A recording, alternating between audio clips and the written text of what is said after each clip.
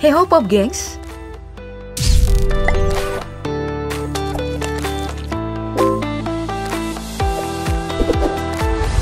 Seiring perkembangan media sosial saat ini, fenomena seleb dadakan karena viral udah bukan hal yang baru lagi. Tapi ternyata itu udah ada dari dulu, dari sejak era Friendster. Namun gak lantas semuanya menjadi seleb. Ada yang viral karena fotonya digunakan akun palsu di FB, tapi sosoknya gak pernah nampak di layar kaca. Ada yang viral karena suara kocaknya, yang menciptakan istilah-istilah baru, hingga melekat sampai sekarang. Tapi sosoknya gak pernah kelihatan. Masih ingat Bapak Stafford yang memiliki handphone merek Planton kan? Kamu-kamu yang hidup sebelum era kejayaan Instagram dan TikTok saat ini pasti hafal banget dengan suaranya. Dengan Bapak Stafford, saya kemarin kan baru beli HP ini. Kemudian kenapa tidak menyala lagi? Dia marah. Selama ini kamu mungkin hanya mendengar suaranya aja, menjadi hiburan tersendiri. Penasaran juga?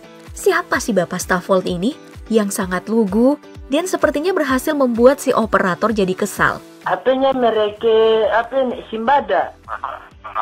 Bisa serius, Mas? Saya serius ini abang, katanya itu 65.000 merek Simbada. Dari Planton hingga segala merek Simbada disebutnya. Suara Bapak Stafford ini viral banget loh di zamannya, sekitar tahun 2009.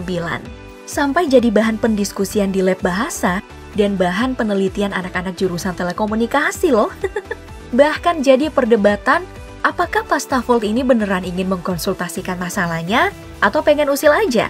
Ada juga yang menyimpulkan bahwa obrolan mereka hanyalah settingan saja. Nah, ternyata ini dia orangnya Pop Gengs. Si legend Stafford yang viral di zamannya, ternyata anak muda yang ditemani kawannya yang hanya bisa cengengesan di belakang. Dan ternyata ide merek Planton adalah ide kawannya itu. Simbada, mereknya merek Planton. Lihat aja gimana ia menginstruksikan kawannya untuk menyebut Planton dari Timor Leste. Abang, HP merek Planton. Kalau suara-suara iklan ini kamu pasti udah familiar banget kan? Coba dengar kompilasinya. Vitamin dan elektrolitnya bantu balikin semangat lo. Ayam geprek, kemasannya keren. Meski udah sangat familiar dan mungkin ada yang udah hafal banget, tapi selama berputar terus-terusan, tanpa kita tahu siapa di balik suara tersebut, kita udah terbiasa. Seperti saat iklan terputar di TV, kita dengan santainya melengos ke dapur, menunggu suara iklan tersebut selesai. Tapi baru-baru ini saat pandemi, tren para seleb yang menghibur dari rumah aja memunculkan seorang pria yang langsung saja viral. Dan ternyata ia adalah orang di balik beberapa suara iklan tadi. Seorang voice over kawakan yang bisa mengatur tone suaranya, menyesuaikan nuansa produk iklan yang dipromosikan. Ia adalah Bimo Kusumo Yudo, voice over yang merangkap sebagai podcaster dan bergabung di Voice Institute Indonesia.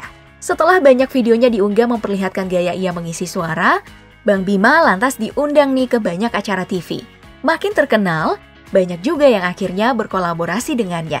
Seperti kolabnya bersama Putri Saud saat menirukan suara pramugara pesawat. Sudah tiba di Bandara Internasional Leonardo da Vinci di Roma, tepat 4 jam sebelum keberangkatan. Ladies and gentlemen, we have finally arrived in Leonardo da Vinci International. Juga bersama Bahana Bahagiana, pengisi suara beberapa tokoh kartun dan anime versi Indonesia. Maki Ninja Hattori. Aku Kimi Maki. Oke, dari suara kita akan menampilkan beberapa foto yang sempat viral juga nih di masanya. Dari foto-foto perempuan cantik yang selalu digunakan oleh banyak akun, baik akun fake atau akun cewek yang malas menampilkan foto sendiri. Di zaman itu sih biasanya dipakai oleh pengguna Friendster atau Facebook. Nah, familiar banget dengan ini kan? Apakah kamu salah satu yang menggunakan fotonya? Atau kamu pernah ketipu dengan akun yang foto profilnya menggunakan foto perempuan ini? Cek per cek, perempuan ini bernama Nadira Leuvenia Yuditya. Nama panggilannya adalah Mayang. Tapi cuman sekedar itu aja yang bisa ditelusuri. Ya. Kalau yang ini gimana? Sering banget terlihat di Google dan Facebook pada zamannya kan? Setelah ditelusuri, perempuan cantik ini bernama Tris Octaviani Quinita Latif. Mojang Bandung kelahiran 1993. Dan pada masa itu, ia masih bersekolah di SMA Negeri 22 Bandung dan akrab disapa Tristos. Tapi dari semua itu, ada yang paling populer. Dari informasi terkininya serta sosok aslinya telah ditemukan. Ini dia, Tirani Dwitasari. Imut banget kan? Fotonya akan selalu berada di mesin pencarian saat kamu mengetik kata kunci cewek cantik di Google di masa itu. Dan banyak banget akun palsu di FB yang menggunakan fotonya loh. Lalu di manakah sosok aslinya? Tirani, idola dunia maya. Kini tampilannya masih mempesona. Wajah cantiknya gak luntur. Dari era popularitas Friendster dan FB hingga tren TikTok dan Instagram. Dan sebaiknya para pembuat akun fake tidak lagi yang menggunakan fotonya. Juga para jomblo, matikan harapanmu kawan. Karena Tirani udah memiliki pasangan serius. Tapi popularitas Tirani sempat dikalahkan oleh popularitas bapak ini nih. Sebelum era Spotify, anak 90-an mesti mengunduh dulu lagu dari situs download lagu, menyimpannya di kompi atau memory card handphone atau di MP3. Nah, jika lagu diunduh dari situs ilegal, maka wajah bapak inilah yang akan menemanimu secara visual selama lagu terputar. Menggunakan helm pekerja atau sedang mengenakan seragam kerjanya. Senyum tipis tersungging, membuat hati lebih adem. Apalagi jika lagu yang terputar adalah lagu slow. Aduh mamae. Wajahnya mulai masuk di pemutar musik sejak tahun 2010. Era kejayaan Nokia. Entah mengapa bisa, tapi belum diketahui pasti alasan dibalik wajah cover MP3 itu. Tapi yang jelas saat ini, ia adalah seorang pria asal Sulawesi Selatan.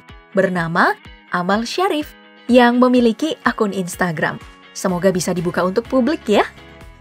Sekarang mah udah banyak banget yang viral karena kreatif, kontroversi, edukatif, dan mempesona secara fisik.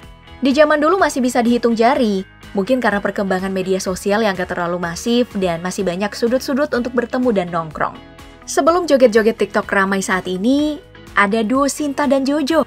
Dua perempuan cantik yang mengunggah video lip sync mereka menggunakan lagu Keong Racun. Dengan joget-joget yang bikin segar mata. Lalu apa kabarnya mereka ya? Setelah sempat viral di tahun 2008 hingga 2010, ternyata mereka pernah ditawari oleh Charlie Setia Band untuk masuk dalam manajemen band tersebut. Mereka juga sempat mengeluarkan lagu sendiri loh, single pertama yang berjudul Toke Belang, hingga diundang ke berbagai acara. Namun, ya nggak bertahan lama. Nama mereka pun meredup dan hilang, digerus oleh persaingan industri hiburan. Oke, mari kita berjumpa dengan mereka saat ini. Sinta ternyata aktif loh membuat vlog di channel YouTube-nya. Dari masak-masak, ngelakuin prank, makan-makan bersama, tutorial art makeup, atau sekedar daily vlog. Sinta saat ini tidak jomblo lagi, Pop Gengs. Dia udah bersuami. Dan kini menetap di Prancis. Dan masih cantik seperti saat pertama kali viral. Lalu gimana kabar rekannya ya si Jojo? Nah, pada tahun 2021, Insert Live sempat mengundangnya dalam sebuah wawancara online. Ia udah berhijab, telah menikah dan memiliki anak. Dari wawancara tersebut, banyak informasi yang didapatkan. Bahwa kala itu mereka hanya iseng aja membuat video lucu-lucuan, tanpa maksud untuk viral. Mereka saat itu masih menjadi seorang mahasiswa semester 3. Syok karena popularitas dadakan yang mereka rasakan, Jojo mengaku bersyukur berani mengambil kesempatan kala itu. Sibuk kuliah dan Sinta lebih dulu menikah, mereka memang tidak terlalu fokus di dunia entertain. Jadi tidak begitu masalah jika mereka meredup. Jojo saat ini hanya fokus menjadi ibu rumah tangga dan tidak aktif di medsos. Wah, semoga mereka tetap sehat dan bahagia dengan kehidupan barunya ya. Nah, sekarang mari kita kembali melihat aksi joget dan lip sync Norman Kamaru ini nih. Dengan lagu Caya Caya, aksi lip sync dan joget polisi Gorontalo ini langsung viral. Ya, emang ia mampu mempraktekkan gaya Shah Rukh Khan di video klip Caya Caya. Sampai diundang loh di acara Sule dan Andre kala itu. Dan dengan lihai, ia kembali mempraktekkan gaya Shah Rukh Khan. Setelah itu ia pun makin populer, terus diundang dan collab dengan beberapa seleb. Hingga akhirnya ia keluar dari kepolisian. Alasannya sih belum diketahui kala itu. Ada yang mengatakan ia berhenti karena ingin fokus di dunia entertain. Ada juga yang mengatakan bahwa ia dipecat karena sering bolos untuk syuting. Namun, popularitas yang didapatkannya pun secara cepat juga meredup dengan cepat. Ia lantas bertahan hidup dengan menjual bubur, yang kian hari kian sepi. Setelah perceraian pertama, ia merasa Jakarta memang tidak cocok dengannya. Ia pun kembali ke Gorontalo, menikah kembali dan melanjutkan hidup. Lalu gimana kabarnya saat ini? Dalam channel pribadinya kita bisa melihat bahwa beliau telah berambut gondrong. Udah hidup tenang. Mengagetkannya adalah pengakuannya di video tahun 2019. Ia membongkar semuanya. Ternyata ia tidak pernah berniat untuk menjadi selebriti. Menerima undangan wawancara media infotainment, menerima tawaran ikut acara program TV, menerima kolaborasi dengan beberapa seleb, foto bareng sama fans, dan semua hal yang berhubungan dengan dunia entertain ternyata adalah perintah atasannya di Polda. Ia mengaku dianggap sebagai aset dengan status yang dianggapnya aneh di kepolisian. Gak boleh pulang, tidak diwajibkan mengikuti aktivitas kepolisian, bahkan terkesan dilarang untuk bergaul. Hingga akhirnya, ia kebosanan dan merasa tidak jelas dengan kondisinya. Ia sempat kabur. Orang tua Norman pun ikut protes dengan Polda Gorontalo. Setelah itu, muncullah drama di tubuh Polda yang berujung pada pemecatannya. Wow, popularitas itu memang tidak menyenangkan ya.